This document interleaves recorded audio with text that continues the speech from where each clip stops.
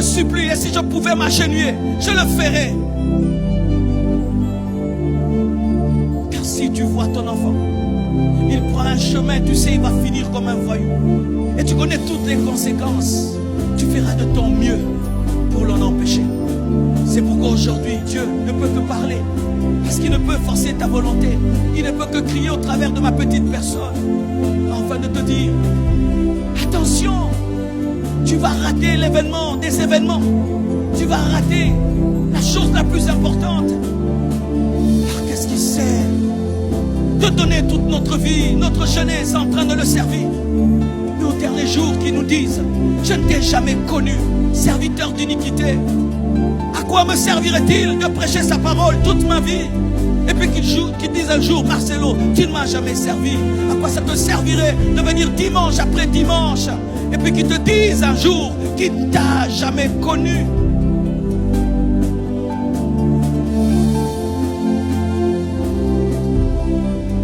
Frères, sœurs, je voudrais dire ceci. Si tu es ici, tu n'as jamais connu Jésus. Voici ce que tu dois faire. Tu dois l'inviter. Tu dois l'appeler. Et hier, j'ai donné un message. J'ai dit aux gens que pour être sauvé, il faut invoquer. Il ne faut pas changer, il faut invoquer. C'est lorsque tu invoques que tu es transformé. Parce que ce n'est pas l'effort de l'homme qui le change. C'est l'invocation qui invite la nature divine à entrer en toi pour changer. Et j'ai vu des gens me dire, Marcelo, c'est pas vrai. Les gens doivent changer pour invoquer. Non, ça c'est la religion. Le christianisme te dit de croire et c'est la foi qui te change. Si tu es en ce lieu et tu luttes contre le péché, voici la solution. Invoque Jésus-Christ de Nazareth. Oh, donne-moi un amen que je prêche. Donne-moi un amen que je prêche. Lorsqu'ils étaient mordus par le serpent, ils ne tuaient pas les serpents. Les serpents, on ne les tue pas en les tuant, mais on les tue en regardant. On tue les serpents en regardant le serpent d'airain. Et on tue le péché en regardant Jésus-Christ de Nazareth, mort et ressuscité. La méthode, ce n'est pas le bâton. La méthode, c'est regarder. La méthode, ce n'est pas écraser le serpent. La méthode, c'est regarder celui qui a dépouillé les autorités et les dominations. La méthode, c'est entrer dans ce que Dieu te donne. C'est ça le christianisme. Oh, Shaya. Eh, Shaya. Oh, Shaya. Je crois qu'un homme peut être délivré d'une vie de péché de 20 ans seulement parce qu'il croit. Seulement parce qu'il croit. Seulement parce qu'il croit. La foi te connecte à la vie divine qui te permet de manifester Dieu. Alors ne me dis pas, oh pasteur, donne-moi le temps.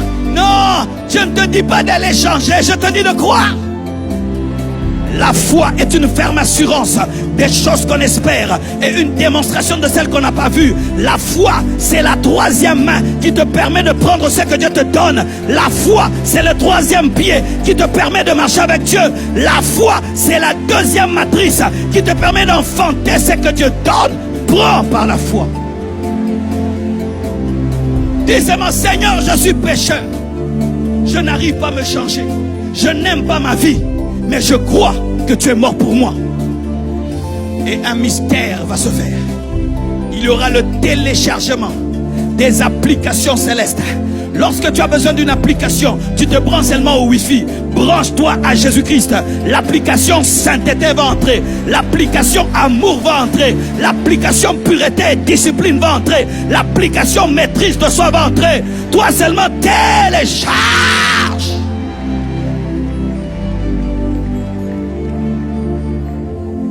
Pourquoi les gens vont en enfer? Parce que le cadeau est grand. Les gens vont en enfer à cause de la grandeur du cadeau. Le cadeau est grand.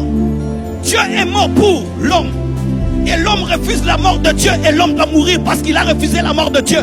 Et comme il refuse la mort de Dieu, il doit subir un enfer profond. La condamnation est équivalente au cadeau.